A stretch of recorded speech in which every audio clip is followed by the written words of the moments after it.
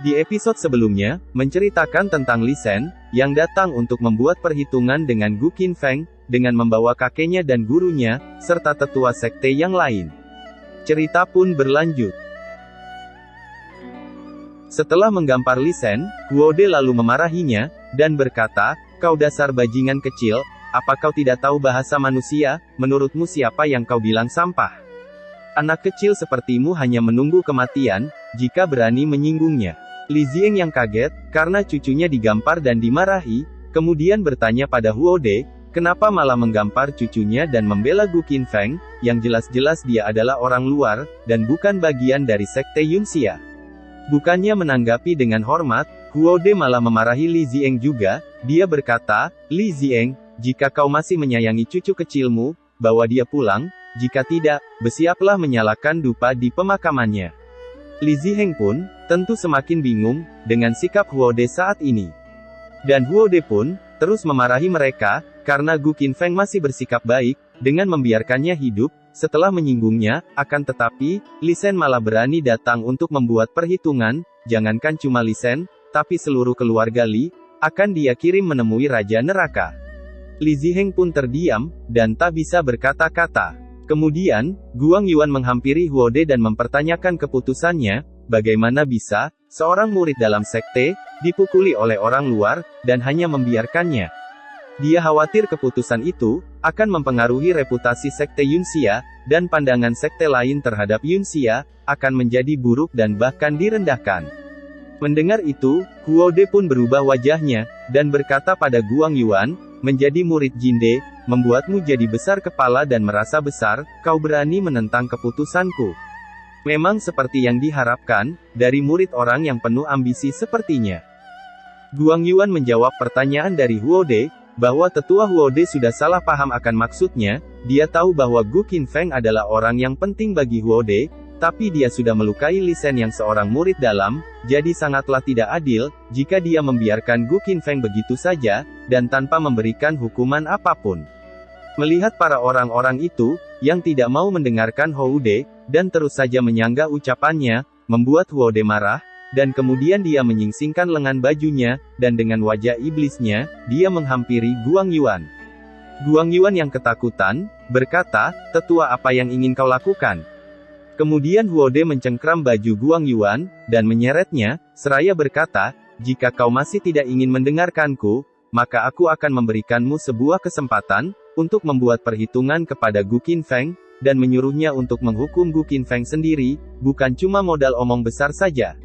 Sesampainya di hadapan Gu Qinfeng, dia langsung menghempaskan Guang Yuan, ke hadapan Gu Qinfeng, yang sedang duduk di atas kursi, sambil berkata, "Ayo lakukan, hukum dia, jika kau bisa, aku ingin melihatmu bagaimana kau melakukannya." Guang Yuan yang baru saja dihempaskan, sambil keadaan berbaring di tanah, dia kemudian melirik Gu Qinfeng yang sedang duduk di kursi. Tapi setelah Gu Qinfeng membalas tatapannya, dengan wajah iblis dan aura intimidasi yang sangat kuat, sontak membuat Guang Yuan merinding ketakutan. Dengan wajah dingin, Gu Qinfeng berkata, "Apakah kau yang bernama Guang Yuan?" Sambil ketakutan, Guang Yuan menjawab, "Apa yang kau mau dariku?" Dan Gu Qinfeng pun, memperlihatkan menara ketujuh yang dia ambil dari Li Sen, sewaktu menghajarnya, dan bertanya kepada Guang Yuan, "Apa ini barang milikmu?" Dengan memasang wajah bodoh, Guang Yuan pun kebingungan, dan tak bisa berkata-kata. Gu Qinfeng kembali bertanya, dan berkata, "Apa kau tidak mau barang ini kembali?" Kemudian dia melemparkan menara ketujuh itu, ke badannya Guang Yuan, dan berkata, "Ambillah ini kembali dan pergilah, aku anggap, masalah ini cukup selesai sampai di sini." Sementara itu, Huode heran dengan tindakan Gu Qinfeng yang hanya membiarkan Guang Yuan begitu saja, dan berkata dalam hati, kenapa Gu Qinfeng berubah 360 derajat seperti ini? Di masa lalu, dia pasti akan membantai mereka semua, alih-alih membunuh mereka, dia bahkan tidak memberikan pukulan atau tendangan kepadanya. Kemudian Huode pun, berkata pada Guang Yuan, "Apa kau sudah puas bajingan?" Sambil menyeretnya di tanah, Huode berkata kepada Guang Yuan, "Jika tidak ada lagi urusan dengan Gu Qinfeng, maka pergilah dari sini." Dan Huode pun mengusir mereka semua keluar dari rumahnya. Setelah mengusir mereka semua keluar, Huode bertanya kepada Gu Qinfeng, tentang perubahan sikapnya, yang jadi jauh berbeda dengan di masa lalu, saat dia membantai siapapun yang berani menyinggungnya. Alasan Gu Qinfeng tidak menghajar mereka, tapi malah membiarkan mereka pergi begitu saja, adalah karena dia tahu maksud dari Huode, yang menyeret Guang Yuan ke hadapannya, dengan harapan agar dirinya menghajar Guang Yuan, dan dengan begitu, Gu Qinfeng akan memiliki urusan dengan Sekte Yunxia, dan pada akhirnya dia akan menerima permintaan Huode, untuk menjadi ketua Sekte Yunxia. Huode pun memasang wajah pura-pura tidak tahu, karena Gu Qinfeng telah mengetahui maksudnya melakukan itu, dan berkata, "Apa kau tidak terlalu perhitungan?" Mendengar itu, Gu Qinfeng jadi kesal, dan menarik janggut Huode. Ouyang yang berada di sana tentu saja jadi sangat kaget, dengan apa yang dilihatnya. Dengan sangat marah, Gu Qinfeng bertanya balik kepada Huode, "Apa kau bilang?" Dia berkata, "Siapa sebenarnya yang paling perhitungan di antara mereka?" Dia berkata, apa yang dilakukan Huode, dengan melempar Guang Yuan ke hadapannya, dan berharap Gu Qinfeng menghajarnya, itu sudah terlihat sangat jelas, apa yang sebenarnya direncanakan Huode. Dan meskipun rencana Huode bagus, tapi itu tidak cukup baik, untuk menipu sang Raja Iblis. Huode yang kesakitan, meminta Ouyang untuk membantunya, dan bukan hanya duduk diam saja. Ouyang yang bingung, kenapa tetua Huode malah meminta bantuan kepadanya. Tentu saja dia pun jadi heran dan bingung. Di tengah kebingungan itu, Ouyang memberanikan diri untuk bertanya, sebenarnya siapa Gu Qinfeng ini sebenarnya? Karena, bukan hanya Guang Yuan yang tidak bisa berbuat apa-apa, bahkan dia bisa membuat seorang tetua Huode, yang merupakan seorang petinggi di Sekte Yunxia, dibuatnya bersikap seperti seorang pelayan. Apakah kalian berdua saling mengenal?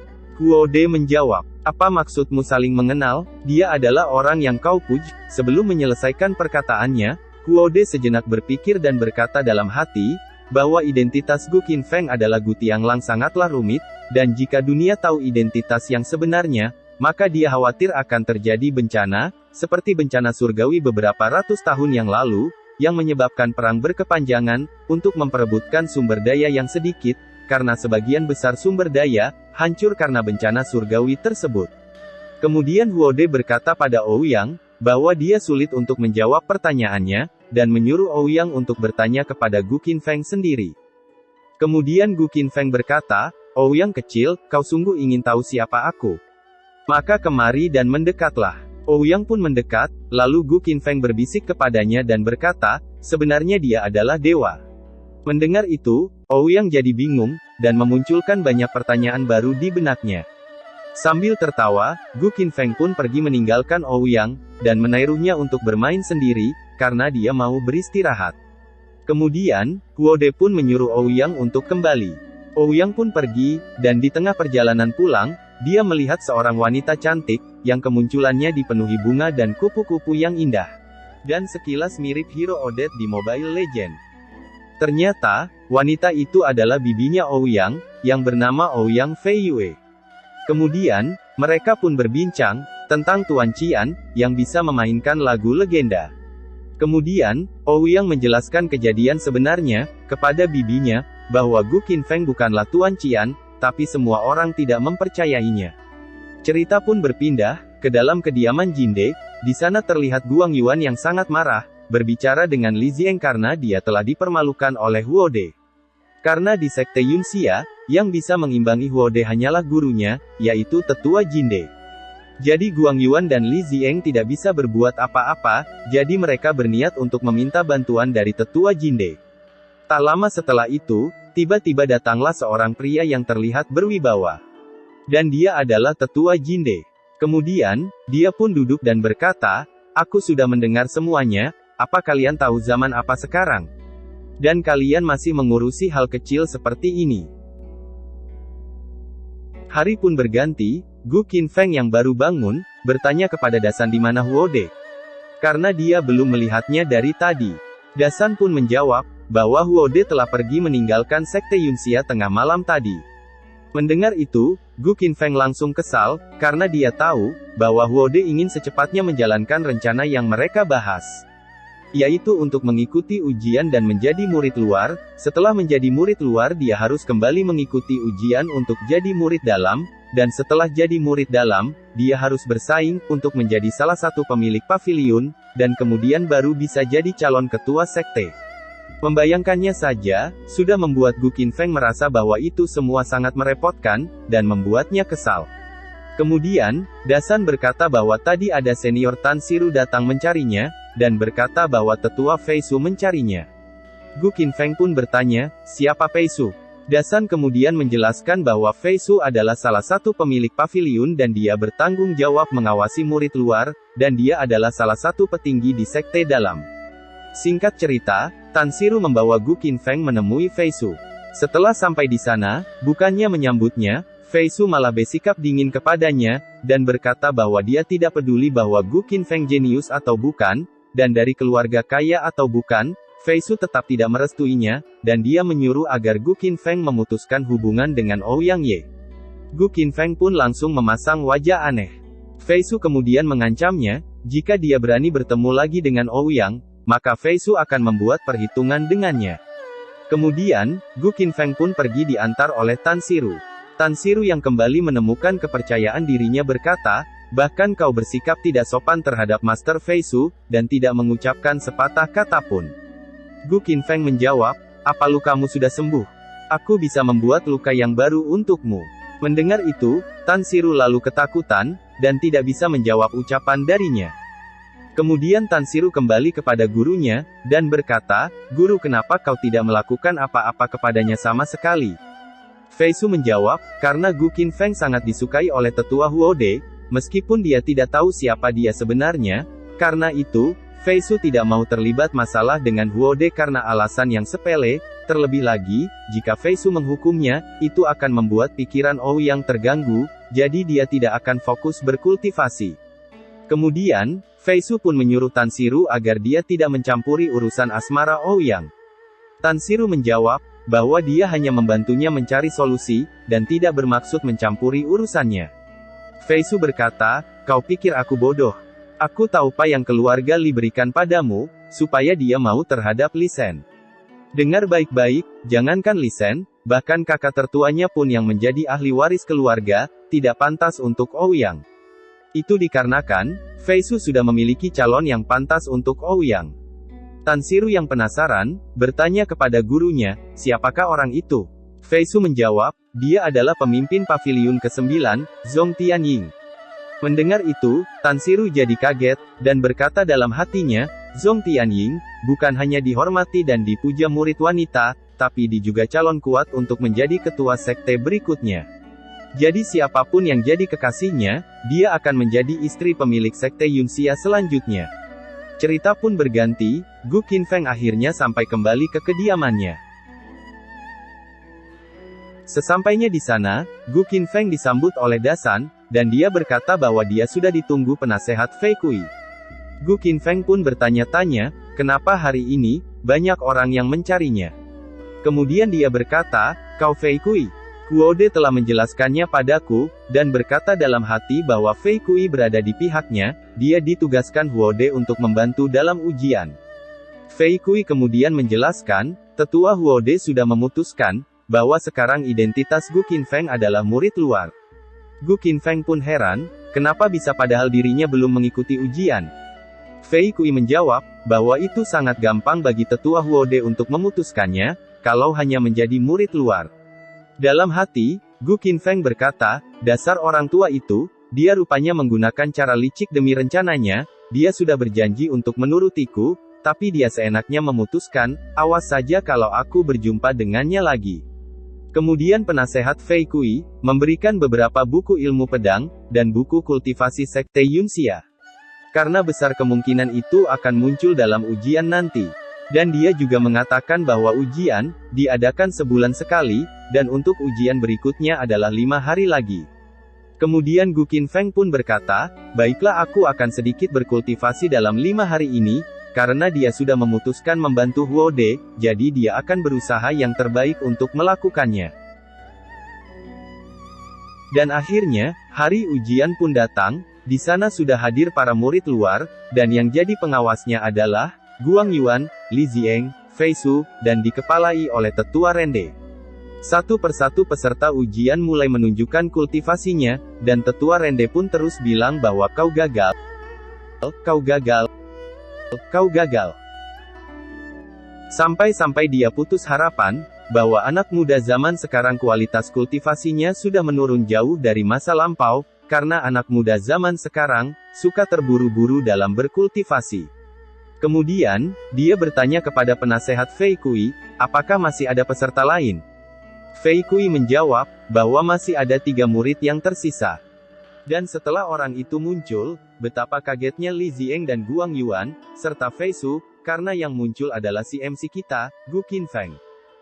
Dan para peserta yang lain pun, mulai berkata-kata, bukankah itu si jenius Tuan Qian? Aku mendengar, bahwa dia menghajar Li Shen dan bawahannya, di Gunung Daun Merah, rupanya dia juga murid sekte Yunxia kita. Kemudian Guang Yuan berteriak, kau Gu Qinfeng, mengapa kau bisa ada di sini? Gu Qinfeng kemudian menjawab, kenapa juga aku tidak boleh ada di sini? Kemudian Fei Kui menjelaskan, bahwa Gu Qinfeng sudah menjadi murid luar beberapa hari yang lalu, dan kemudian Fei Kui menyerahkan surat pendaftarannya kepada mereka. Tapi Guang Yuan, malah melemparkan surat itu sambil berkata, apa kau tahu bahwa dia memiliki tubuh sampah?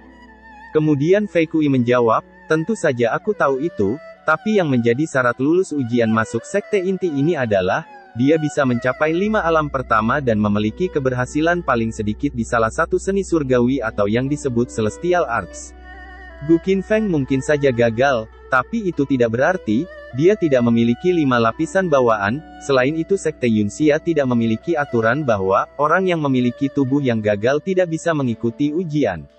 Tetua Rende, bagaimana menurutmu? Dan Tetua Rende pun menjawab, menjadi kegagalan mendasar, itu bukanlah akhir dari jalan kultivasi, jadi aku akan mengizinkannya. Mendengar itu, Li Zieng protes, tapi dengan tegas, Tetua Rende sudah memutuskan bahwa, akan mengizinkannya mengikuti ujian. Dan pengawas yang lain pun tidak bisa menentangnya. Kemudian, Tetua Rende menyuruhnya untuk memperlihatkan kemampuannya, dan sekaligus menunjukkan bahwa dia layak untuk menjadi murid inti di sekte Yunxia. Dan kemudian Gu Qinfeng, mulai beraksi, dengan menjentikan jarinya, dan kemudian muncul aura yang berwarna biru, lalu dengan wajah dengan santai, diletakkan di tangan kirinya. Melihat itu, tentu saja membuat semua pengawas terkejut dan orang-orang berkata, dia benar-benar memiliki energi spiritual yang murni. Fei Su yang terkejut berkata, bagaimana mungkin tubuh yang cacat bisa mengeluarkan energi spiritual semurni ini? Kemudian, Tetua Rende juga berkata, aku belum pernah melihat energi spiritual semurni ini, selama beberapa ratus tahun menjadi pengawas ujian. Lalu dia pun bertanya, anak muda, bagaimana bisa kau melakukan ini? Dengan penuh percaya diri, dia menjawab, bahwa aku mengembangkannya. Tentu saja, jawaban yang enteng dari Gu Qinfeng, membuat mereka terkejut. Kemudian, Gu Qinfeng berkata, apakah ada yang keberatan? Apa semua setuju dengan apa yang dilakukannya? Karena dia akan turun dari arena, untuk memberi kesempatan 2 orang yang tersisa. Kemudian, Tetua Rende bertanya, bagaimana tentang seni surgawimu? Gu Qinfeng menjawab, itu bukan masalah. Kemudian, Fei Kui menyela pembicaraan, dan berkata bahwa, seni melodi Gu Qinfeng sangat bagus, dia bahkan bisa memainkan lagu legenda, sewaktu berada di Gunung Satu, bahkan Tuan Wenzu, sang maestro musik, memuji dirinya. Li Zieng marah mendengar itu, dan berkata, penasehat Fei Kui, sebenarnya Gu Qinfeng siapanya dirimu? Kenapa kau terus saja memujinya? Fei Kui menjawab, dia bukan siapa-siapanya diriku, aku hanya menjelaskan fakta, dan tak ingin jenius langka sepertinya terkubur sia-sia, hanya karena kegagalan mendasar kultivasi. Li Zieng menjawab, seorang jenius katamu. Aku tidak tahu seberapa bagus bakat musikmu, karena aku belum pernah melihatnya. Yang aku tahu adalah, seni bela diri surgawi sekte Yunxia, yaitu, tinju awan api, seni spiritual petir api, dan seni pedang, long sword skill. Gu Qinfeng berteriak kepadanya, hei Patua, perhatikan tuan muda ini dengan seksama. Kemudian, Gu Qinfeng pun melakukan kuda-kuda, dan dia pun mengeluarkan jurus Chidori skala besar. Chidori! Dan orang-orang di sana pun, takjub dibuatnya. Setelah melihat jurus petir yang dikeluarkan oleh Gu Qinfeng, para pengawas ujian pun semua terkejut. Dan para murid peserta ujian mengatakan, itu Lightning Fire Spell, dan itu benar-benar ada 27 petir. Kemudian, penasehat Fei Kui memanggil Tetua Li untuk menanyakan bahwa Gu Qinfeng telah lulus dan berkata, seperti yang kalian tahu, bahwa memanggil 9 petir saja sudah cukup untuk lulus di ujian ini, dan mereka yang bisa memanggil 18 petir akan diberi perlakuan khusus, sedangkan yang bisa memanggil 27 petir adalah pencapaian besar. Gu Qinfeng dapat memanggil 27 petir, jadi kalian tidak punya pendapat yang lain bukan? Tak terima dengan pencapaian Gu Qinfeng, Li Zieng malah menuduh bahwa Gu Qinfeng telah mencuri seni surgawi dari sekte Yunxia. Mendengar itu, Gu Qinfeng menjawab, sejak kapan aku mencuri seni surgawi sektemu? Kemudian Li Ziheng menjelaskan bahwa mantra api kilat ini diciptakan oleh nenek moyang mereka, dan hanya murid dari sekte Yunxia saja yang diperbolehkan mempelajarinya, dan Gu Qinfeng, murid yang baru masuk 3 hari yang lalu, jadi bagaimana mungkin murid baru sepertinya bisa menguasai jurus itu? Kalau bukan mencurinya, bagaimana mungkin bisa berkultivasi ke alam itu? Kemudian, penasehat Fei Kui menjelaskan bahwa dia memberikan buku seni surgawi kepada Gu Qinfeng 3 hari yang lalu, dan dia bersedia menjadi saksi. Tentu saja, Li Ziheng menganggap itu sebagai lelucon, karena, mana mungkin seni surgawi bisa dikuasai hanya dalam waktu 3 hari. Dan dengan entengnya Gu Qinfeng berkata, mantra api kilat adalah mantra yang sederhana, jadi tidaklah sulit menguasainya hanya dalam waktu 3 hari. Mendengar itu, Li Ziheng tertawa, dasar bocah banyak bacot, mantra yang sangat sederhana. Dan kau bisa melakukannya dalam 3 hari? Apa kau berani bersumpah bahwa kau mencapai ranah pencapaian kecil hanya dalam waktu 3 hari? Dengan santai Gu Qinfeng menjawab, kenapa tidak berani?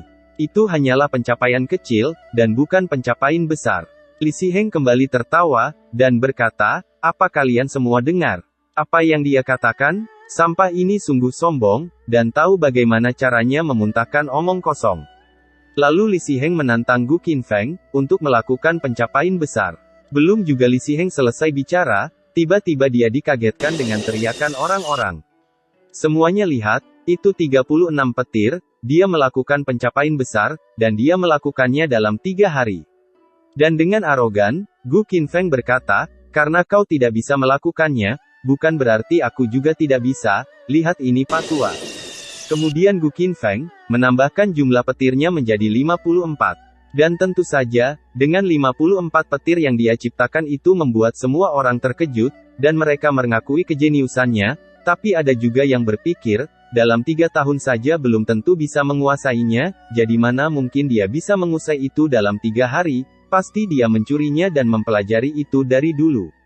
Mendengar pembicaraan yang pro dan kontra, Gu Qinfeng dengan santainya menjawab, untuk berpikir bahwa kau berkultivasi selama 200 tahun, namun pencapaianmu sangat rendah, itu menunjukkan bahwa pemikiranmu sangat dangkal. Entah mau ketawa atau kasihan kepadamu. Mendengar hinaan yang diucapkan Gu Qinfeng, tentu saja membuat Li Ziheng marah dan berkata, penghinaan, beraninya kau tidak menghormatiku. Gu Qinfeng menjawab, jika kau menghormatiku, maka aku akan menghormatimu, tapi jika kau tidak menghormatiku, buat apa aku menghormatimu? Dan adakah sesuatu darimu yang layak aku hormati? Jika ada, maka katakan, maka aku akan dengan senang hati menghormatimu. Mendengar itu, Li Ziheng marah, namun sebelum dia membalas ucapan Gu Qinfeng, tiba-tiba pimpinan pengawas menyuruhnya untuk melanjutkan ujian. Dan untuk ujian selanjutnya adalah memasuki Dragon Gate.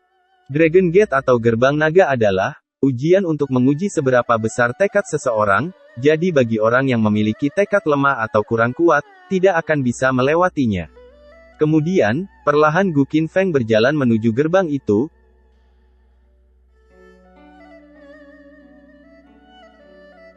Namun dia bisa melewatinya dengan mudah, tanpa kendala sedikit pun. Kemudian penasehat Fei Kui menghampirinya, dan berkata, selamat Tuan, selamat untuk Tuan karena telah menyelesaikan ujian murid inti sekte Yunxia kami, selamat atas keberhasilanmu. Tapi Gu Qinfeng malah menjawabnya dengan acuh tak acuh, dan berkata, cukup, simpan saja nafasmu, jangan kau buang untuk mengucapkan hal tidak penting, sekarang pikirkan saja apa rencana selanjutnya. Di tengah perbincangan santai mereka, tiba-tiba seseorang datang dan memanggil Gu Qinfeng. Ternyata itu adalah Fei Su, dan dengan sinis dia berkata, "Jangan kau pikir dengan lulus menjadi murid inti sekte kami, aku akan merestui hubunganmu dengan muridku. Biar aku katakan sekarang, bahwa itu tidak akan terjadi. Aku sudah mengatakan sebelumnya, kau tidak layak untuk muridku, dan kau tidak cukup baik untuknya, dan aku beritahu satu hal lagi, sebagai murid inti, kau harus bersikap rendah hati, jangan berpikir karena kau bisa memanggil api kilat 54, kau sudah hebat. Aku memberitahumu ini sekarang, itu bukan apa-apa. Kami memiliki banyak murid sekte inti yang bisa memanggil 54 api kilat, tetapi mereka tahu bagaimana caranya menjadi rendah diri." Mendengar ocehan Fei Su yang tidak berguna, membuat Gu Qinfeng malas mendengarnya, karena Fei Su masih mengira bahwa Gu Qinfeng menyukai Ouyang, jadi Fei Su terus saja mengoceh tentang muridnya. Kemudian Gu Qinfeng berkata, "Aku terlalu malas menanggapimu, jadi aku pergi saja." Kemudian dia pun berlalu meninggalkannya. Saat dia akan pergi meninggalkan arena ujian, tiba-tiba ada orang yang memanggilnya, dan berkata, "Berhenti di sana." Kemudian, Gu Qinfeng pun menoleh, dan keluarlah pria kekar dari kerumunan murid-murid. Lalu dia memperkenalkan dirinya dengan hormat, bahwa namanya adalah Li Chan yang merupakan sepupu dari Li Shen. Lalu dia mengucapkan selamat, karena sudah lulus ujian. Kemudian Li Chan berkata, "Aku baru tahu bahwa kau memukuli sepupuku di Gunung Daun Merah. Tentu saja sepupuku tidak sepandai kau, sehingga tidak ada yang bisa disalahkan kalau kau memukulinya, tapi bukankah agak kejam? Sampai kau harus mematahkan tangannya?" Tetua Rende kemudian menyela pembicaraan dan berkata, "Li Chan, apa yang kau lakukan?"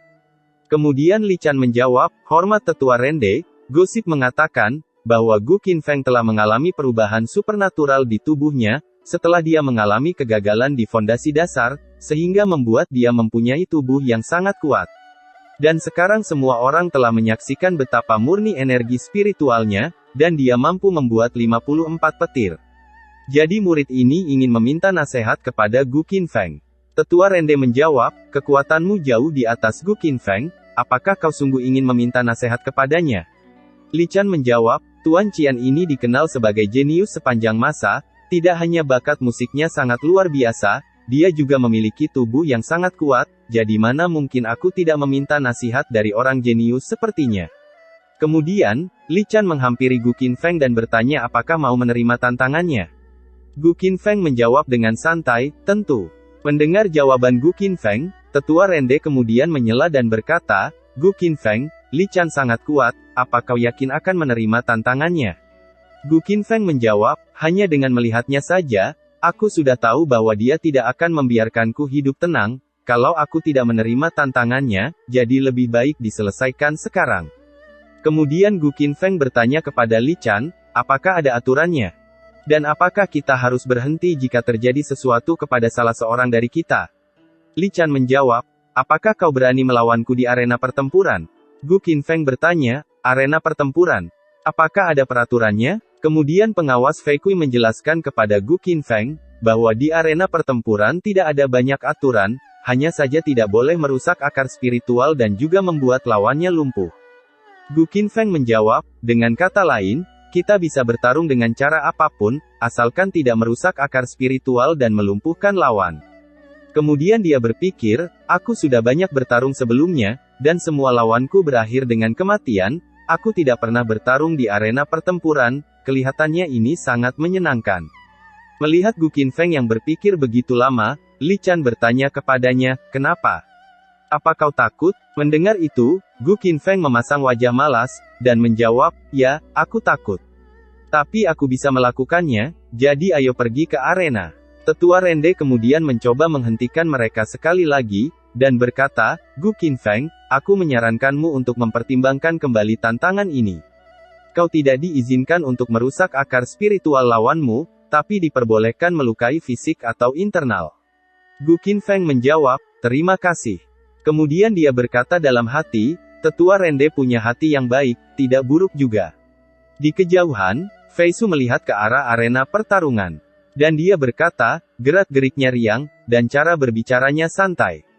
Dia berpura-pura tenang dan rapi seakan dia tidak peduli sama sekali. Dia tidak punya kesadaran diri, sungguh konyol sekali. Dan kemudian, pertarungan pun dimulai. Dengan santai, dan kuda-kuda penuh celah, Gu Qinfeng menyuruh Li Chan untuk mengeluarkan semua yang dia punya, agar bisa menghiburnya. Mendengar tantangan itu, Li Chan menjawab, "Karena kau berani mematahkan tangan sepupu kecilku, maka aku akan membalasnya 10 kali lipat." Kemudian, Li Chan memasang kuda-kuda menyerang dan langsung menerjang Gu Qinfeng. Dengan kecepatan tinggi, dia kemudian mengeluarkan jurus Open Fist Mouth. Tapi dengan mudahnya, dia bisa menangkap serangan tinju itu dengan mudahnya. Dan tentu saja itu membuat Li Chan menjadi kaget. Dan dengan wajah dingin, Gu Qinfeng berkata, "Apa kau belum makan? Atau hanya segini kemampuanmu?" Karena jurus tinju gunungnya bisa ditahan dengan mudah, itu jelas membuat Li Chan jadi kesal. Kemudian dia membuat langkah mundur, untuk melancarkan serangan berikutnya. Kemudian, dia merapatkan kedua tangannya, dan memfokuskan energi di sana, sehingga terbuatlah api di kedua tinjunya. Dan jurus itu bernama Fire Cloud Fist. Dan tak membuang waktu lebih lama, Li Chan kembali menerjang Gu Qinfeng dan menembakkan jurusnya itu ke arahnya. Tapi sesaat sebelum api itu mengenainya, Gu Qinfeng tiba-tiba saja menghilang dari sana, dan membuat kaget Li Chan. Belum juga dia bisa merasakan kehadiran Gu Qinfeng, tiba-tiba saja dia muncul di belakangnya. Dan kemudian, dia menangkap kaki Li Chan, dan menghempaskan wajahnya ke lantai. Karena hantamannya cukup keras, sampai membuat Li Chan muntah darah dan giginya terlepas. Sebelum sempat bangun, dengan kecepatan tinggi, Gu Qinfeng lalu menendang bagian belakang Li Chan.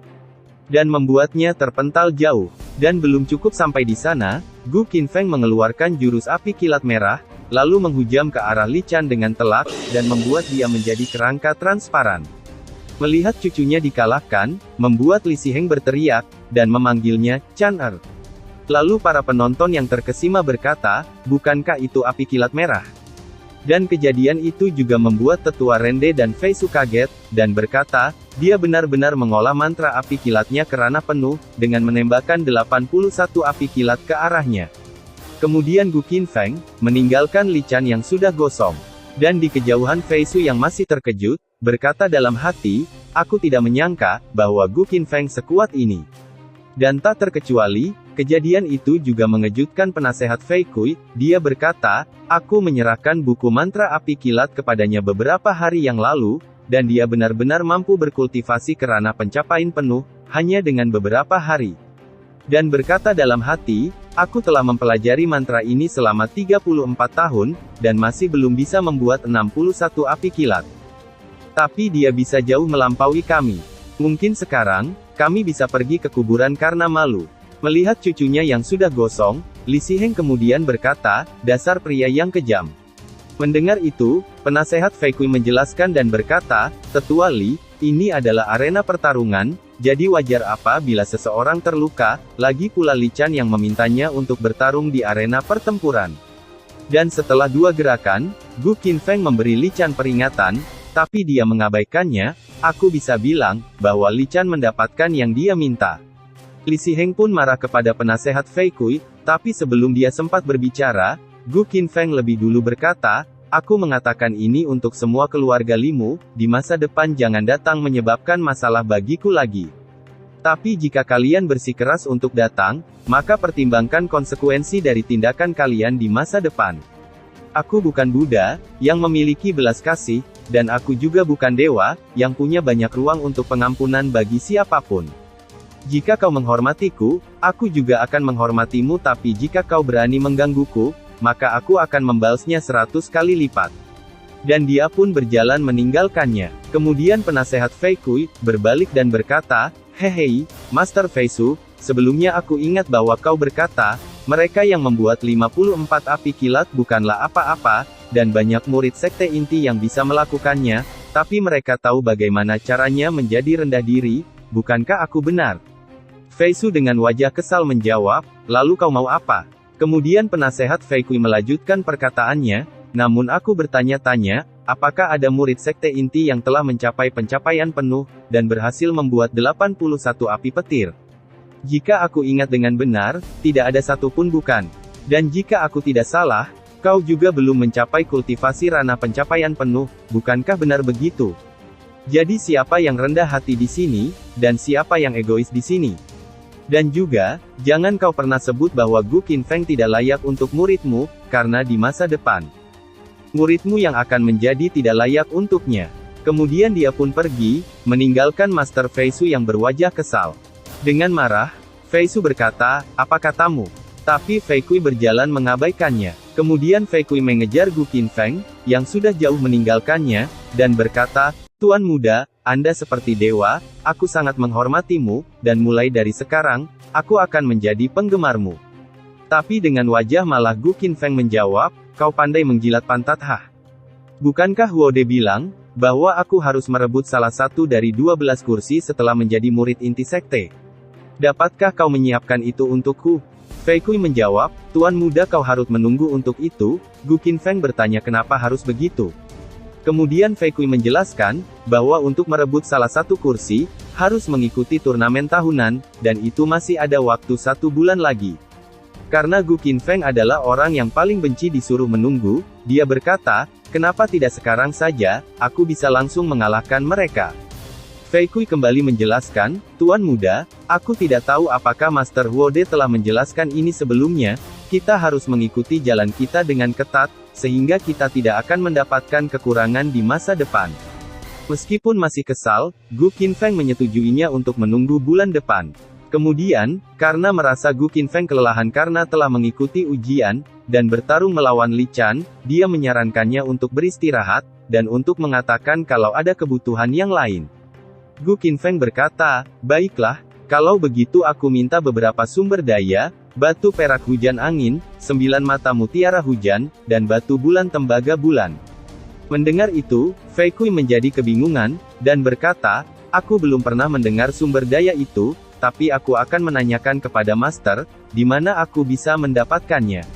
Cerita pun berpindah ke kediaman Li Xing, dan di dalam sana Gu Qinfeng sedang melakukan kultivasi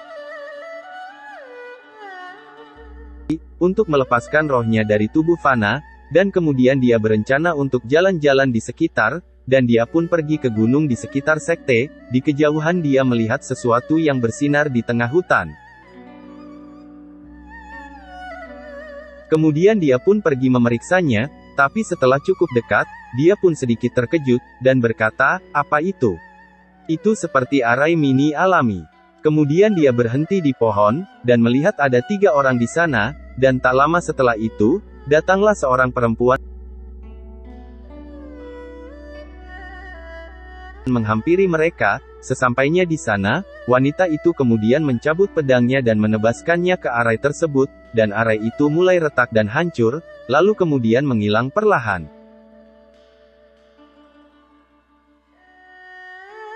Dengan wajah kaget, Gu Qinfeng berkata dalam hati, bukankah ini energi awan hijau ungu?"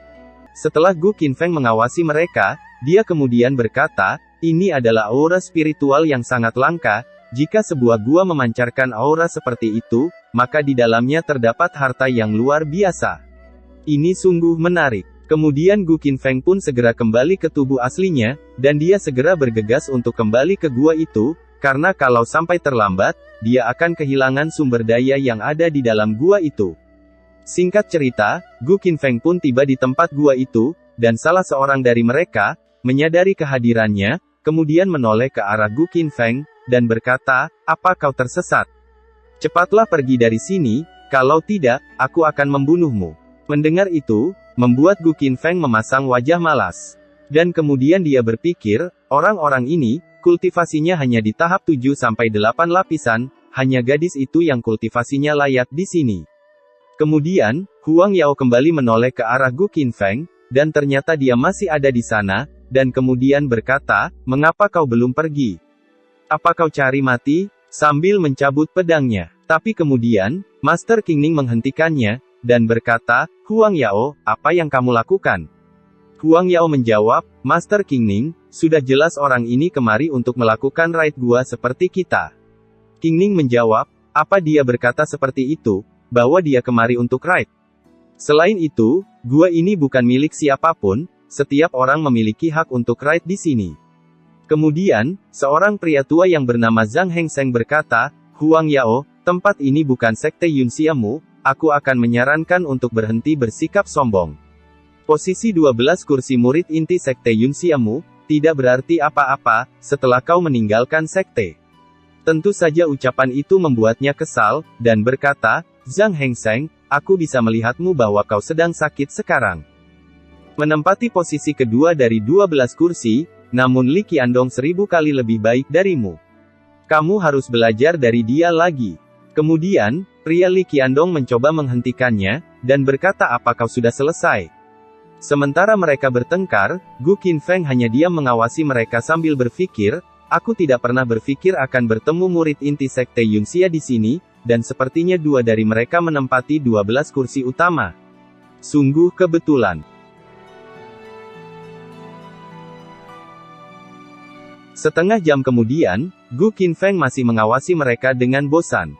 Dan kemudian Qingning baru saja kembali dari dalam gua, kemudian dia berkata, aku sudah menonaktifkan semua arai di dalam, dan untuk memastikan, aku juga sudah menggunakan kesadaran hati ilahi, jadi seharusnya sudah tidak ada bahaya lagi.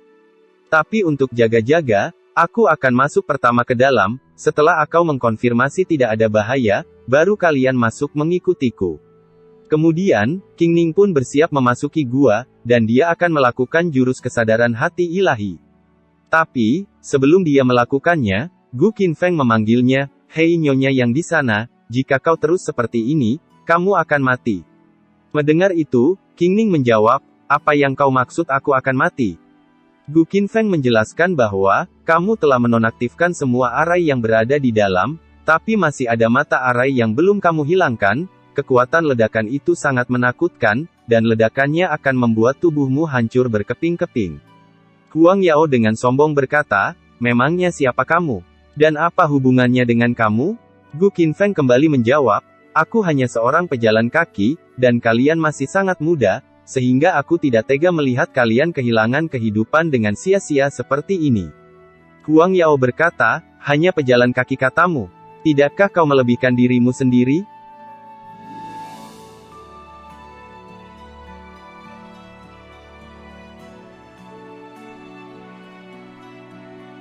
Qingning kembali mengingatkannya dan berkata, Huang Yao, aku akan melemparkanmu keluar, jika kau masih saja bertindak impulsif.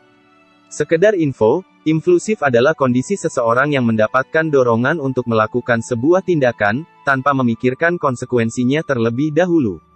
Oke lanjut. Kemudian, Qingning berkata kepada Gu Qinfeng, teman yang di sana, terima kasih atas saran baikmu, tapi aku telah menggunakan kesadaran ilahiku, untuk mengeceknya ulang.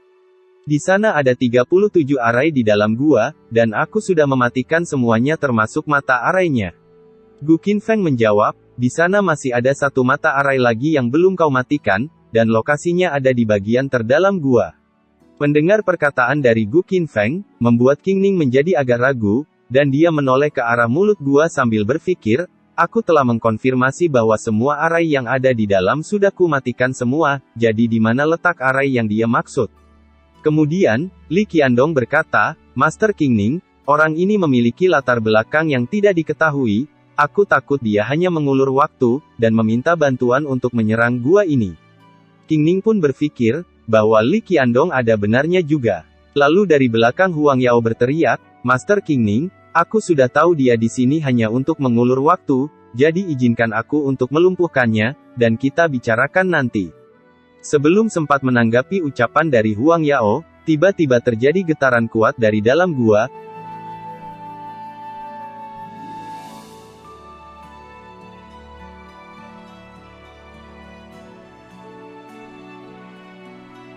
Kemudian Qingning memberitahukan teman-temannya, bahwa ini tidak bagus, semuanya cepat keluar.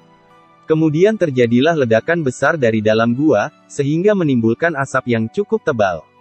Kemudian Qingning pun berpikir, ledakan itu sangatlah kuat, jika kita tadi masuk lebih awal, maka pasti akan berakibat buruk. Bagaimana dia bisa tahu bahwa di sana masih ada mata arai yang belum dimatikan? Lalu Qingning pun menghampiri Gu Qinfeng dan berterima kasih, sebelumnya terima kasih atas peringatanmu, karena jika tidak, maka akan terjadi masalah besar. Perkenalkan, namaku Qingning, aku dari Perserikatan Jiuhua. Bolehkah aku tahu nama Anda yang terhormat? Gu Qinfeng menjawab dengan jawaban yang sama, aku hanya orang yang lewat. Lalu Gu Qinfeng berkata dalam hati, Perserikatan Jiuhua. Aku ingat Huode pernah membicarakan tentang mereka, dia bilang kekuatan Perserikatan Jiuhua sangat kuat, dan mereka hampir menguasai seluruh wilayah Qinyang, mereka bertanggung jawab atas banyak sekte yang berbeda. Kemudian, Gu Qinfeng kembali memperhatikan ke arah gua, itu hanya meledak dari dalam jadi energi di sekelilingnya menjadi sangat kacau, lebih baik aku menunggunya saja di luar. Mendengar jawaban Gu Qinfeng, membuat Qingning kembali berpikir, orang ini sangat aneh, semua kultivator seharusnya memiliki aura di sekitar mereka, jadi bagaimana mungkin dia tidak memilikinya sedikit pun, atau mungkin dia bukan seorang kultivator. Kemudian, terdengar suara langkah kaki dari belakang Qingning. Lalu muncullah seorang pria lalu berkata, aku Huoyong dari Sekte Windfire. Terima kasih untuk peringatanmu sebelumnya. Mendengar ucapannya itu membuat Gu Qinfeng berpikir, Sekte Windfire. Aku belum pernah mendengar ada sekte dengan nama itu.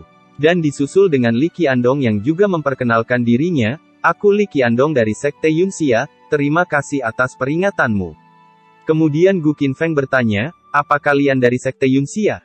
Dan pertanyaan itu dijawab oleh Huang Yao, benar, aku menempati satu dari 12 kursi di Sekte Yunxia, dan ini adalah kakak seniorku, Li Qiandong, yang juga salah satu dari 12 kursi, dan beberapa saat lagi, seniorku yang lain, Mu Zubai akan datang ke sini, aku yakin kau pernah mendengar nama hebat kami sebelumnya.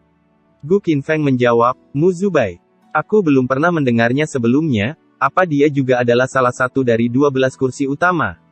Dengan bangga Huang Yao berkata, tentu saja, seniorku Mu Zubai adalah salah satu dari 12 kursi utama, dan dia adalah penjaga gerbang dari 12 kursi. Dan pondasinya berwarna pelangi. Dengan wajah kagum, Gu Qinfeng berkata, wow, itu terdengar sangat kuat. Kemudian, di atas langit terdengar suara seorang pria memanggil, adik junior. Huang Yao dan Gu Qinfeng yang sedang mengobrol pun menoleh ke arahnya. Lalu muncullah pria yang terbang di atas sebuah pedang. Dan berkata, aku tidak datang terlalu telat kan?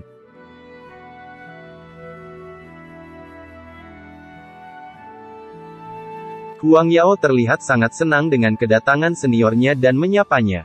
Kemudian, Mu Zubai pun turun.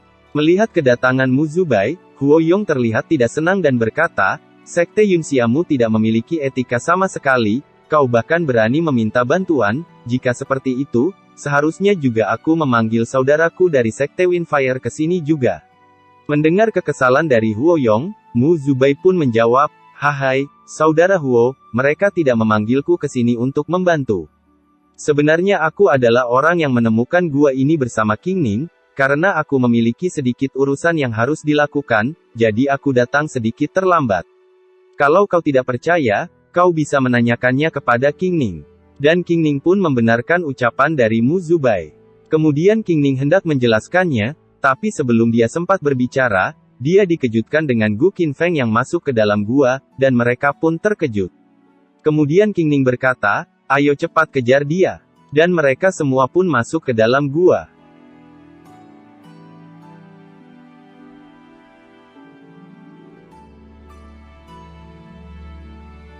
Sesampainya di sana, Gu Qinfeng berpikir, masih ada jebakan di dalam sana meskipun arainya telah dimatikan, dan ini juga masih sangat berbahaya.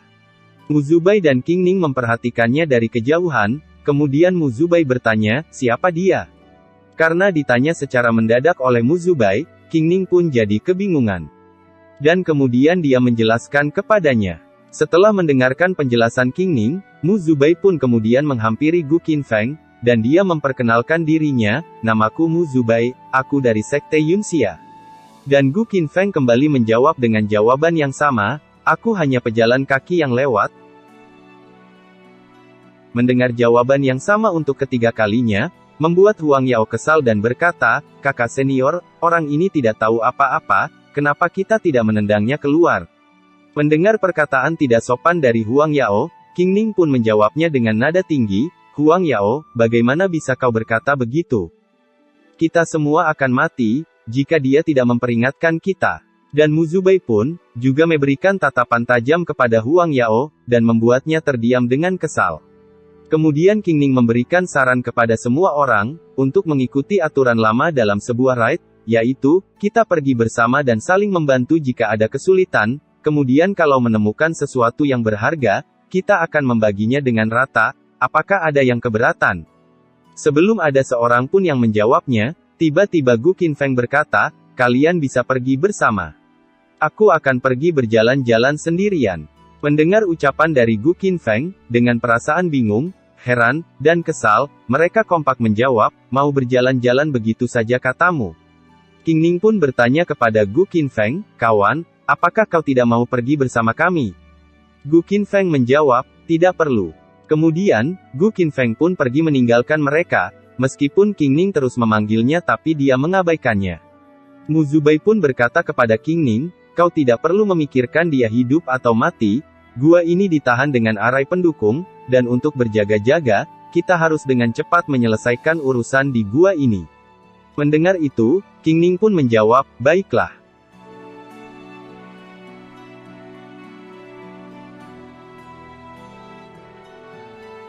Setelah berjalan-jalan menelusuri gua, akhirnya Gu Qinfeng menemukan sebuah ruangan, dan setelah dia masuk ke dalamnya, dia pun menemukan harta di atas meja dalam ruangan itu, kemudian dia berpikir, benda ini, aku harus membawanya untuk melihat apa bisa digunakan. Kalau tidak aku akan membuangnya. Kemudian dia merasakan ada sesuatu yang aneh, dan dia pun menoleh ke arah lemari kayu, dan di belakang lemari kayu itu terlihat ada sedikit cahaya, lalu dia pun menggeser lemari itu, kemudian dia menemukan tanda bahwa itu adalah pintu rahasia, kemudian, dia pun membuka pintu itu. Dan setelah dia membukanya, dia dikagetkan, karena ada orang-orang yang tadi. Kemudian mereka bertanya, kenapa kau bisa ada di sini?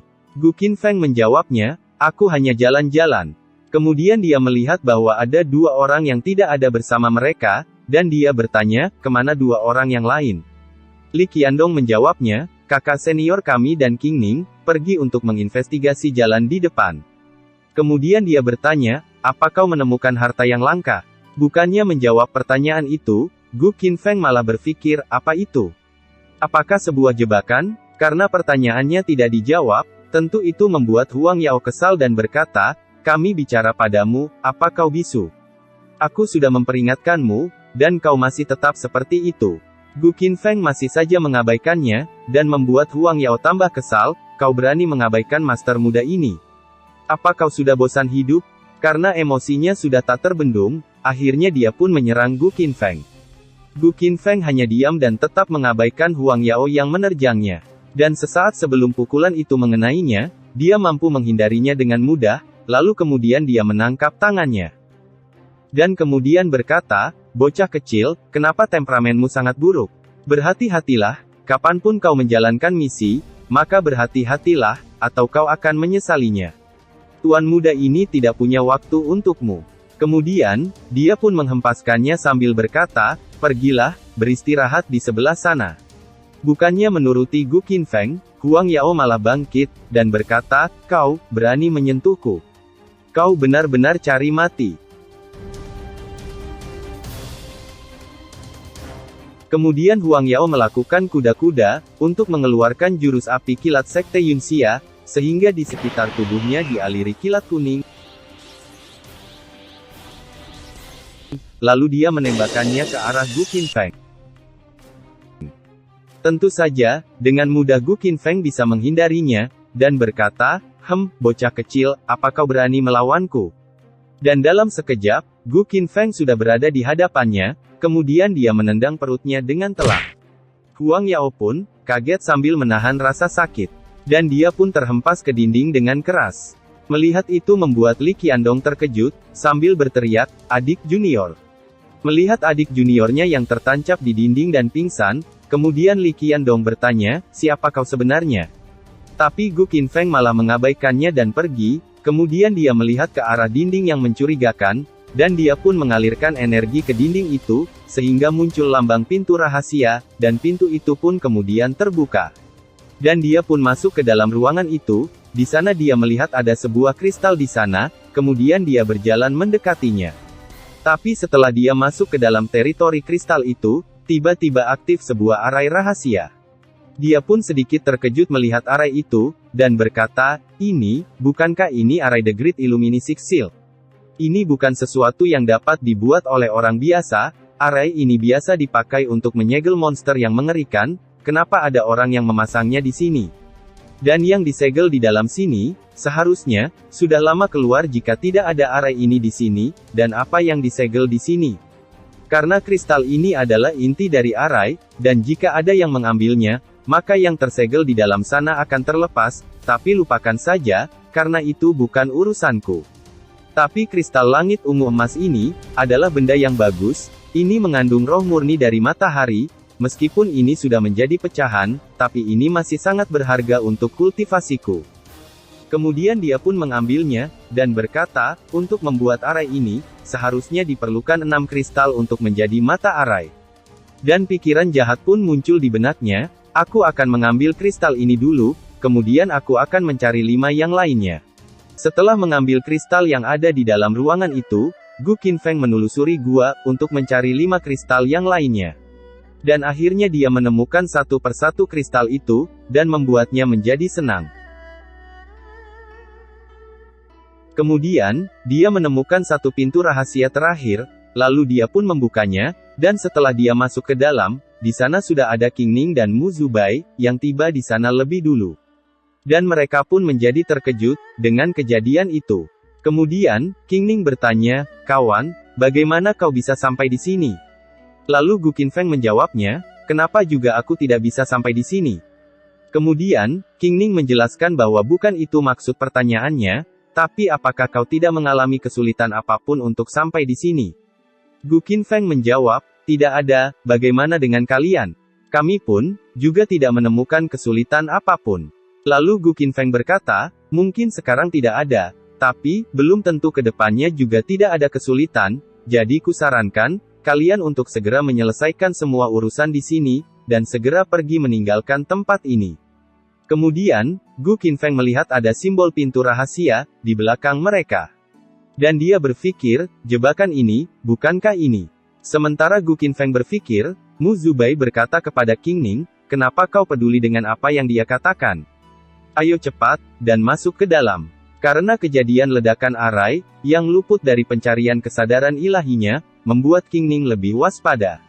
Dan berkata kepada Mu Zubai, aku tidak bisa membantu, tapi terasa berbahaya di balik pintu batu ini, jadi kita harus lebih berhati-hati.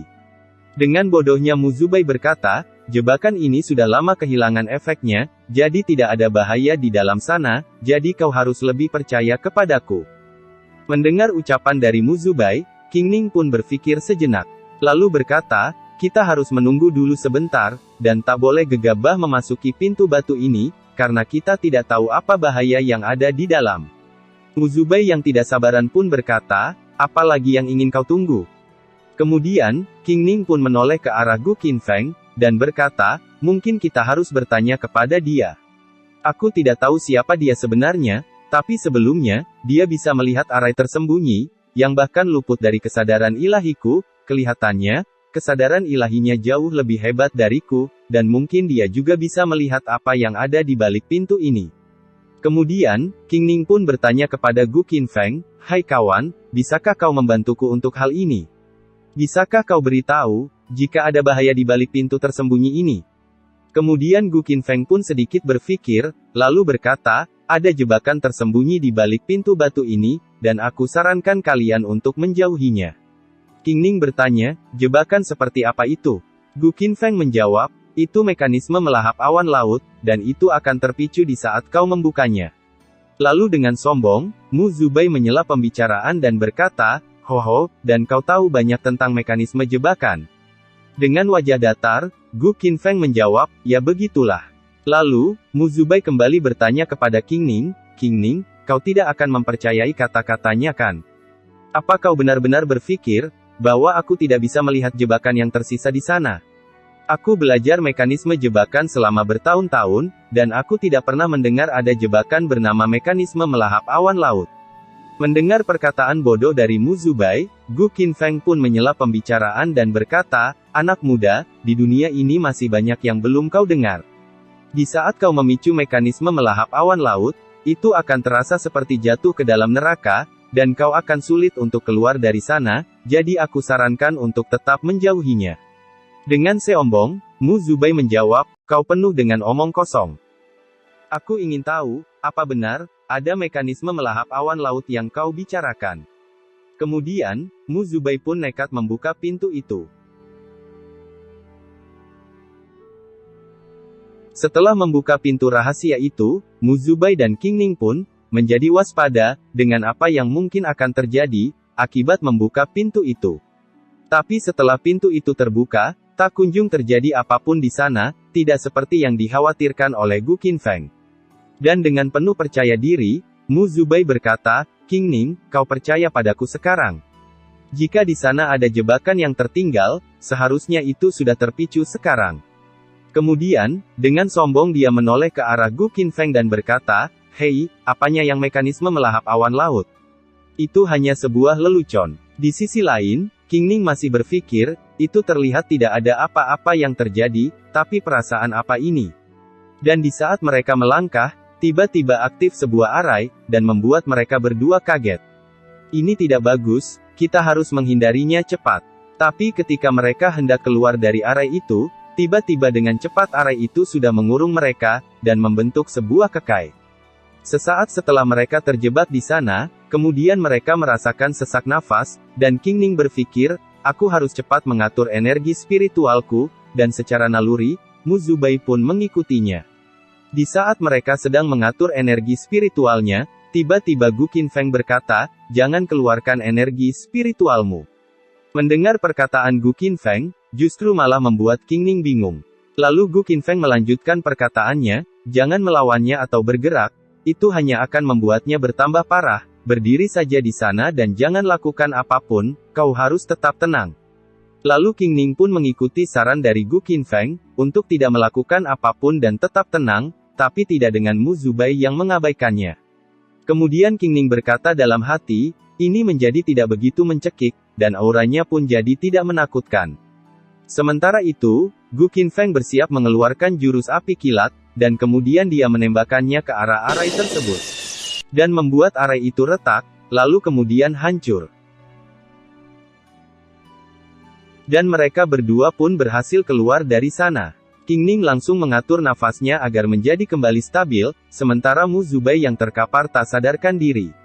Gu Qinfeng menghampiri mereka sambil berkata dalam hati, anak-anak muda zaman sekarang, terlalu membanggakan dirinya sendiri, mereka bahkan belum tahu mekanisme jebakan dengan baik, tapi mereka berani memasuki gua ini, itu sama saja seperti mereka mencari kematiannya sendiri.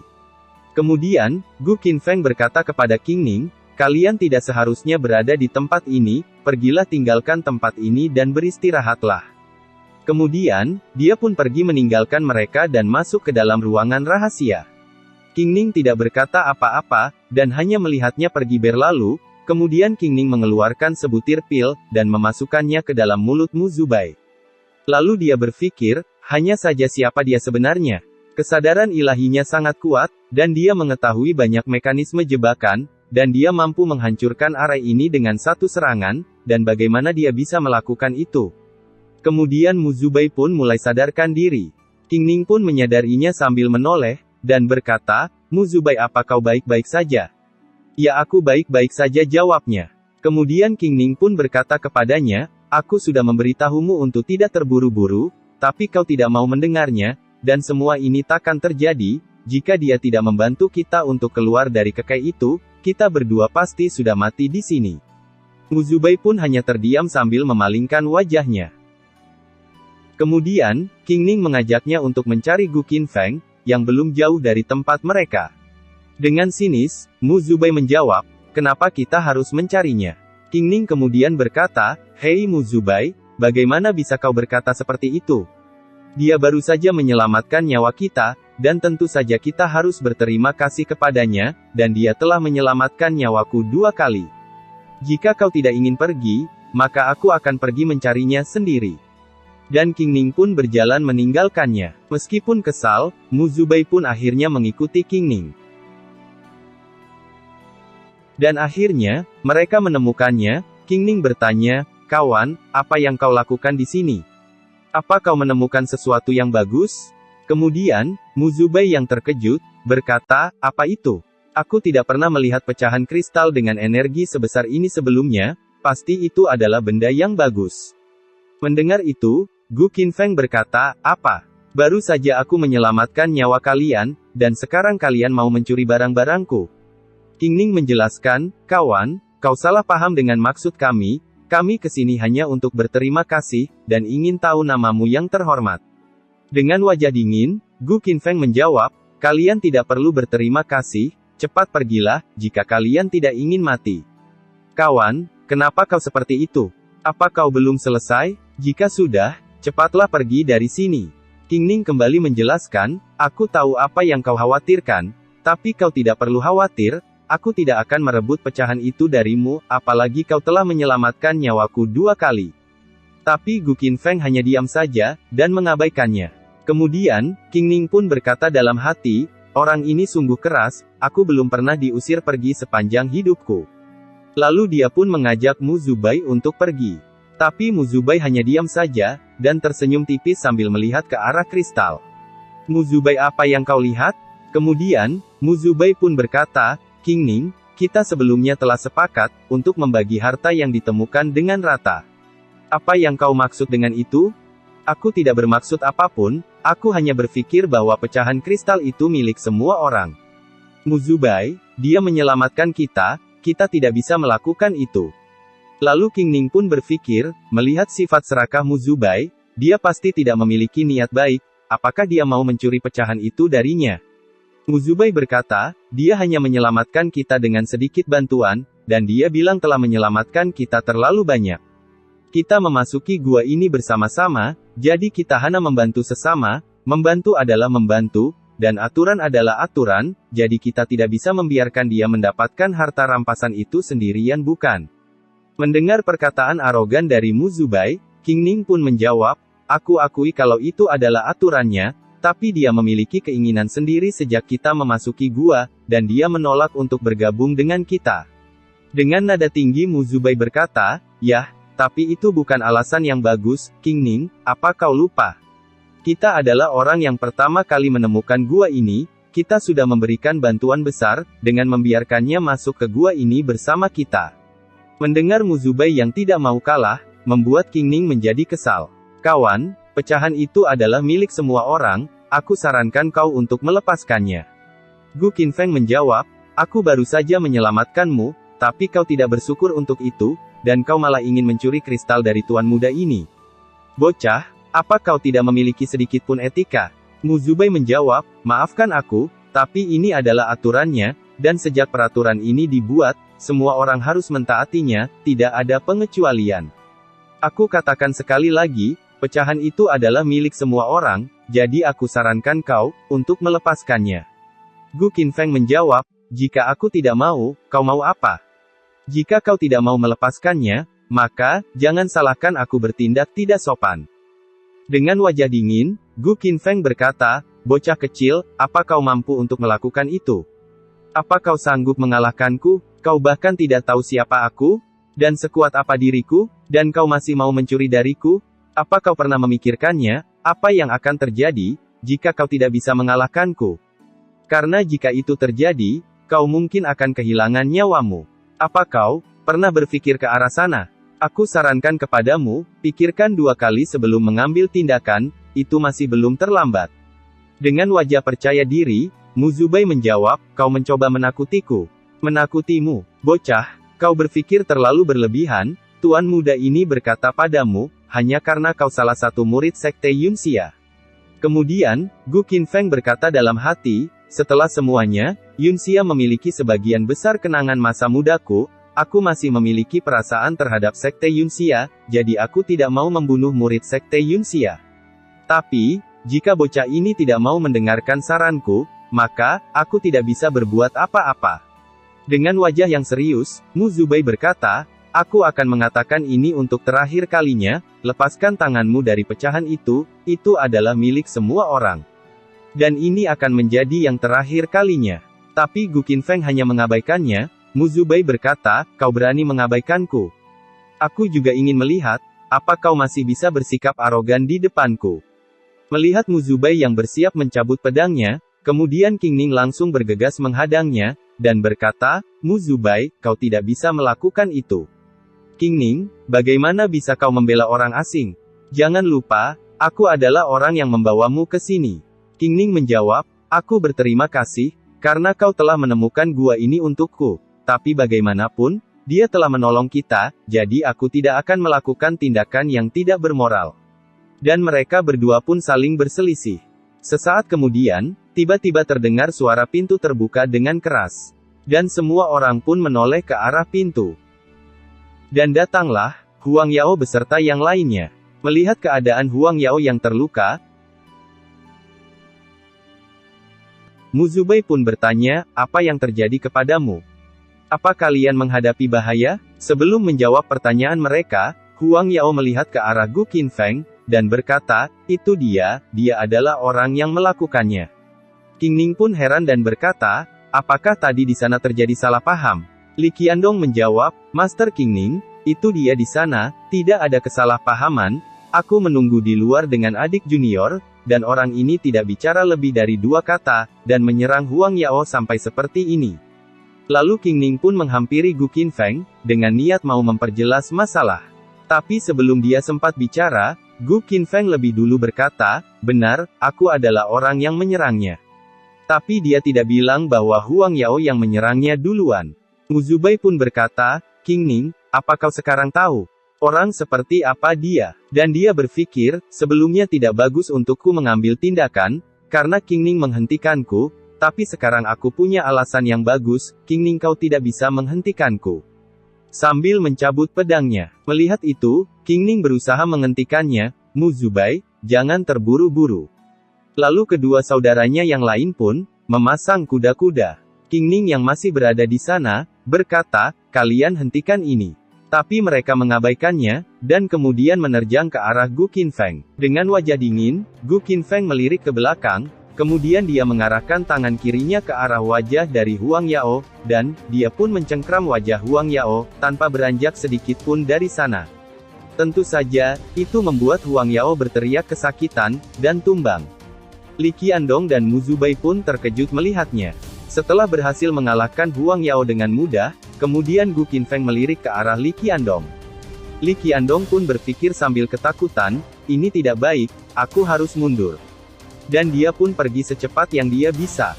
Melihat Li Qiandong, yang akan pergi, Gu Qinfeng berkata, mau kemana kau? Kau pikir bisa kabur dariku?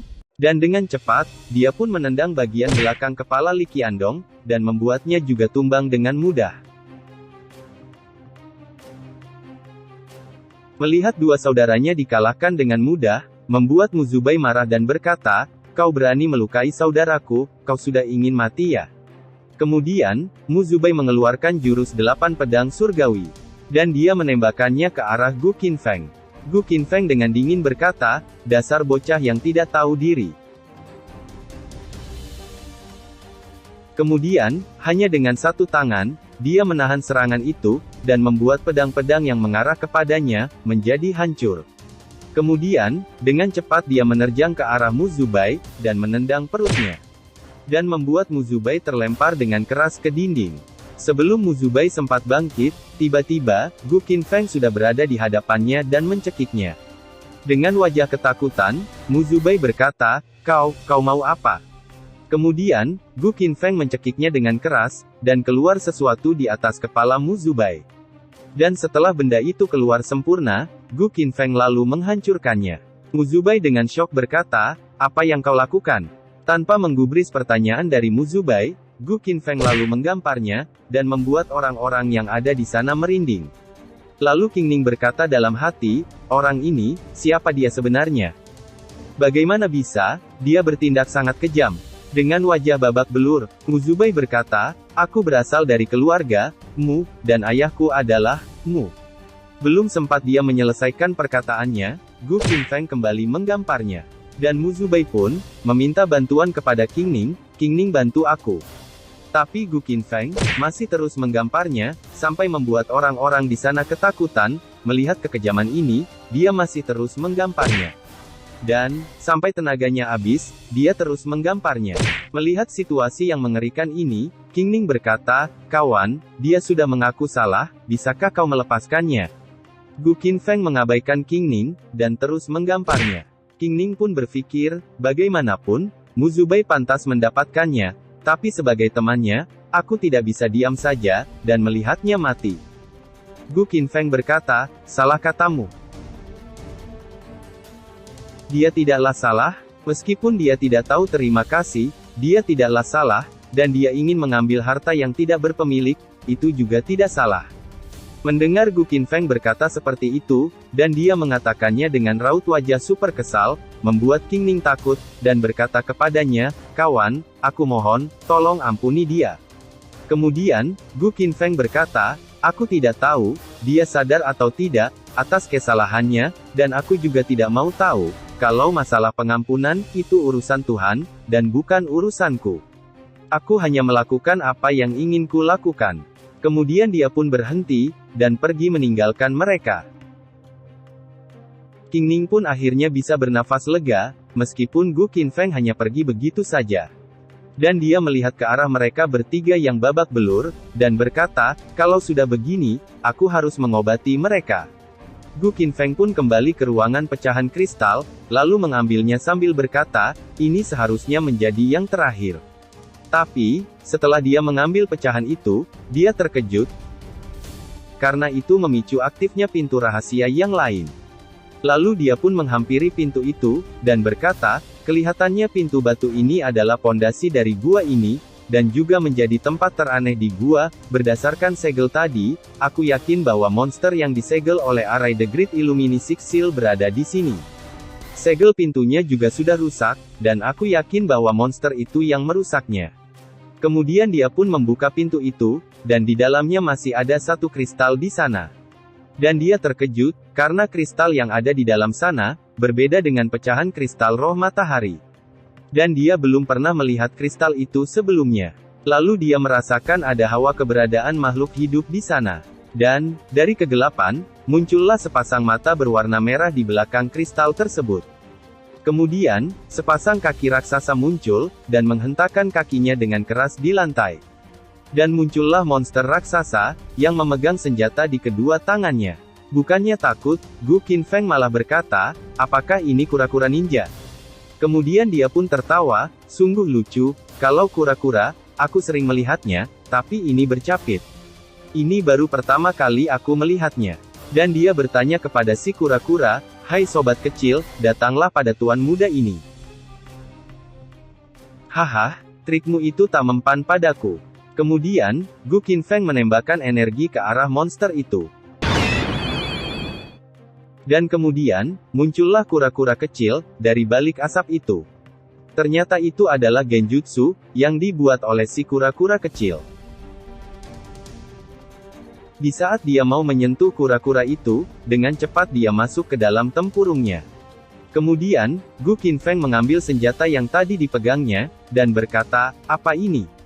Ini bukan harta magis, atau bahan untuk berkultivasi, juga tidak terkait dengan immortal atau iblis, ini malah mirip sejenis tulang."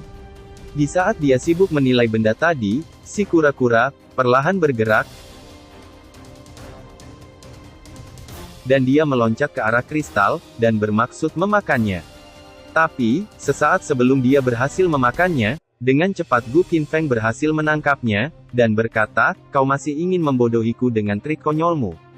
Tapi si kecil ini terlihat tidak berbahaya, jadi siapa yang mengurungnya di sini, dengan menggunakan Arai the Great Illuminisix Seal? Apakah itu benar layak? Si kecil ini jelas-jelas baru lahir, dan mendapatkan kebijakan spiritual, jadi si kecil ini sudah dikurung di sini semenjak dia masih dalam telur. Mungkinkah kura-kura kecil ini makhluk berbahaya?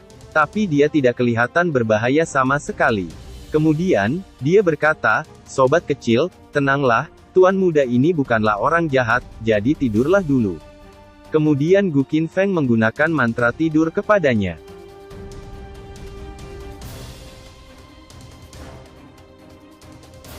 Lalu, dia memeriksa keadaan di dalam sumur. Dan berkata, bukankah ini api emas ungu yang datang dari matahari?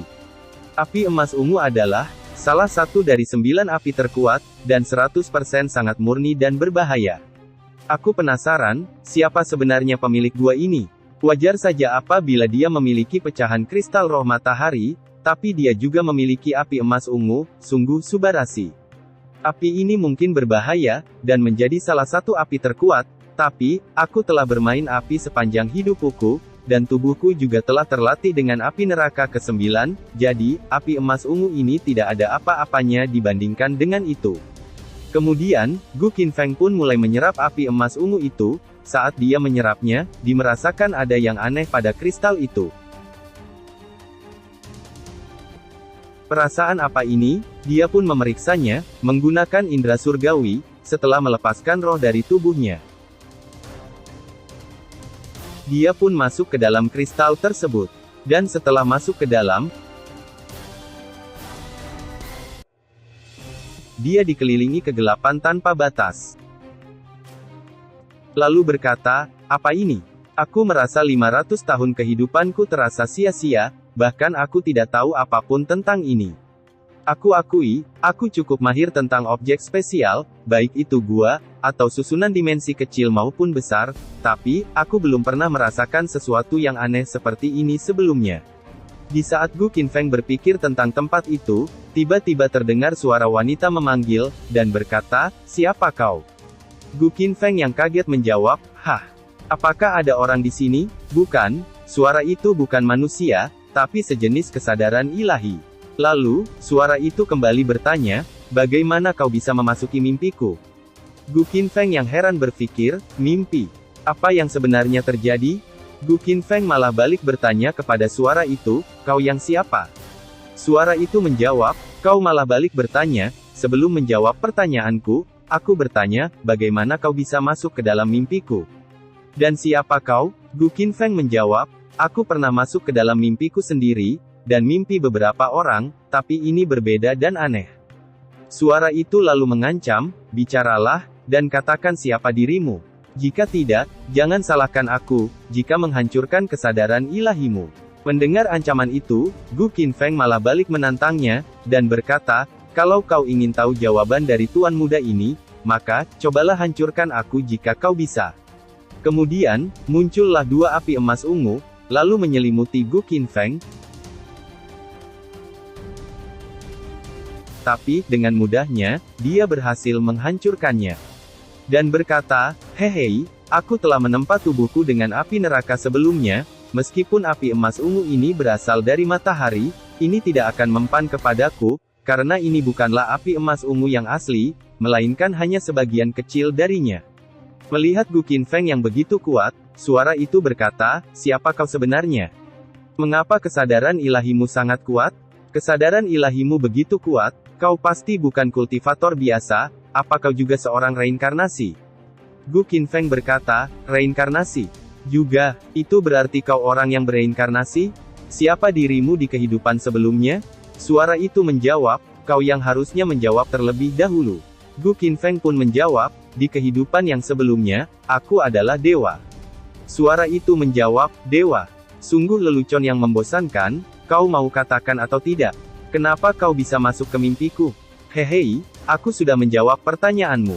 Tiba-tiba, dia merasakan sesuatu yang aneh di tubuh aslinya, dan dia pun bergegas kembali ke tubuhnya. Setelah kembali ke tubuh aslinya, gua itu bergetar dan atapnya mulai berjatuhan. Gu Qinfeng berkata, inti dari gua ini adalah api emas ungu, setelah api itu hilang karena aku telah menyerapnya, gua ini akan runtuh. Aku harus pergi dulu dari sini.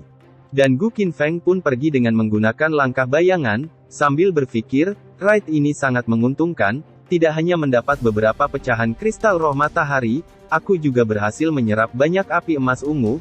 Jika aku berhasil memurnikan kristal roh matahari dengan api emas ungu, maka aku akan bisa membuat pondasi. Bagaimanapun, aku masih belum bisa memahami batu kristal itu, dan juga mimpi di dalamnya. Siapa yang punya mimpi itu? Apakah dia juga orang yang bereinkarnasi? Kalau iya, siapa dia di kehidupan sebelumnya? Dan bagaimana dia bisa terhubung dengan gua ini? Cerita pun berpindah kembali ke Sekte Yunxia. Di dalam kediamannya, Gu Qinfeng sedang berkultivasi menggunakan api emas ungu. Setelah dia memfokuskan energi untuk memurnikannya, akhirnya dia mendapat momentum untuk memurnikannya, dan berkata, tarik. Dan, akhirnya dia bisa memurnikannya. Dia berkata, itu cukup melelahkan, meskipun tubuhku telah terlatih oleh api neraka ke-9, tapi tetap saja sulit untuk memurnikan api emas ungu ini. Kelihatannya aku harus pelan-pelan. Kemudian dia menoleh ke arah kura-kura yang dibawanya dari gua.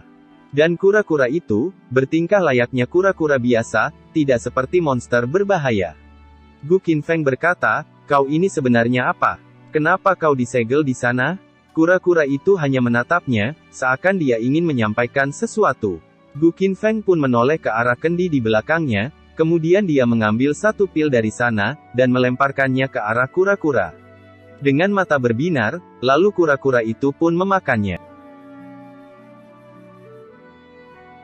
Kau bisa memakan itu juga? Lalu dia mengeluarkan api emas ungu, dan bertanya, apa kau bisa memakan ini juga? Mata kura-kura itu kembali berbinar, dan dia langsung memakannya juga. Gu Qinfeng pun terkejut, dan berkata, wow, kau punya mulut yang bagus, kau bisa memakan apapun. Gu Qinfeng pun berpikir, tubuhku ini telah terlatih oleh api neraka ke-9, jadi api emas ungu tidak akan mempan. Tapi sobat kecil ini baru lahir beberapa hari yang lalu, bagaimana bisa dia tahan dengan itu? Lalu Gu Qinfeng berpikir untuk melakukan sesuatu yang ekstrim, kita lihat, apa aku bisa menghancurkan tempurungmu. Dan dia pun mengambil kura-kura itu, lalu mencoba menghancurkannya.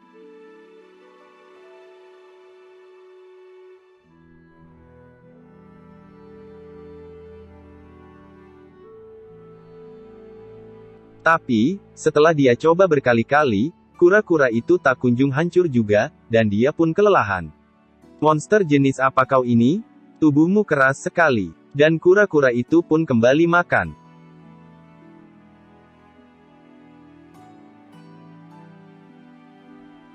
Cerita berpindah. Di wilayah Qinyang, di paviliun Gunung Yuelai, di rumah yang indah dan nyaman, ada seorang wanita yang menghela nafas, dan itu adalah Qingning. Qingning melamun, membayangkan kejadian di gua spiritual, yang di saat itu Gu Qinfeng menghajar para murid Sekte Yunxia. Dia berkata, siapa dia sebenarnya? Saat dia sedang melamun, tiba-tiba, dia dikejutkan oleh suara yang memanggilnya. Qingning berkata, oh, kau Mu Zubai, bagaimana keadaanmu? Mu Zubai menjawab, sudah hampir sembuh, hanya tinggal sedikit lagi. Qingning bertanya, apakah itu akan mempengaruhimu, di dalam kompetisi inti Sekte Yunxia? Mu Zubai menjawab, tidak, kau tidak usah khawatir. Qingning pun merasa ada yang aneh, dengan gerak-gerik Mu Zubai.